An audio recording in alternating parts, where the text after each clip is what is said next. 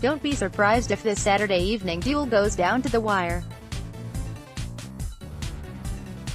The Cowboys' 1-1 record will be busting to make amends after last week's thumping from the big city boys, but they can forget about the Sharks being charitable.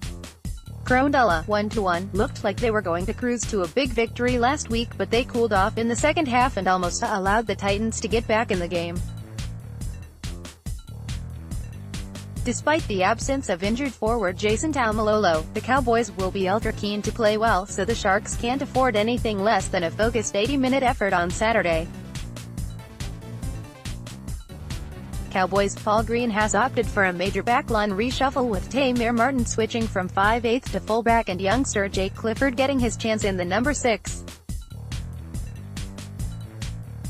Centers Justin O'Neill and Tomo Pazic have both been dropped. Their places are taken by Ben Hampton and Kahu, who moves from fullback to center. In the pack, Cohen comes into the starting side for Jason Taumalolo, who is expected to miss 6 to 10 weeks with a knee injury. Corey Jensen is the new player on the interchanged Sharks. Cronulla are unchanged for the third consecutive week as they look to celebrate Paul Gallen's record-breaking 329th game for the club with a win in Townsville. Ben Hampton, Corey Jensen and Ari Tuala, Jake Clifford, Peter Ola, Shane Wright, Braden Hamlin, Uele Bronson, Zary, Kyle Flanagan, Scott Sorensen, Jason Taumalolo, Tomo Pazic. Michael Morgan was terrific in the Round 1 win over the Dragons, but was a marked man last week and didn't have the impact he would have envisioned.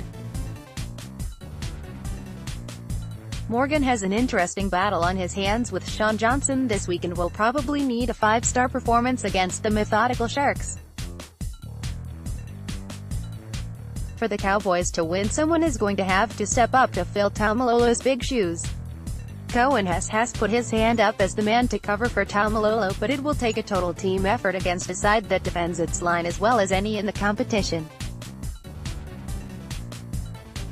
Morgan and Tamir Martin will have to be at their creative best. For the Sharks to win, rookie coach John Morris has done little or no wrong thus far and will be looking forward to the opportunity to matching wits with premiership-winning coach Paul Green. If the Sharks defend well as usual and keep errors to a minimum, they should have too much strike power in their outside backs. Brett K. Morley says. Gallen gets to break Andrew Eddingshausen's record this week.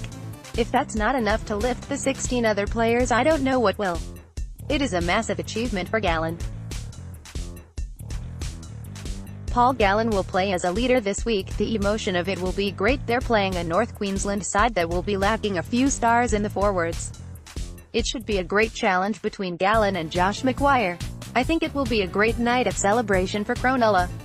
Sharks by 4. Cowboys stat attack. The Cowboys lead the NRL in offloads, 28, and are sharing top spot in line break assists, 8, but they've also missed 72 tackles and only the struggling Bulldogs, 74, have missed more. Sharks stat attack. The defensive-minded Sharks have made the most tackles, 730, of any team and also conceded more penalties, 23, than any of their rivals. Sione Katoa tops in tackle breaks, 15, while Matt Moylan is equal first in line break assists, 4. And another thing. He didn't chalk up a win against his former team last week, but Cowboys forward Josh McGuire has quickly settled into his new role.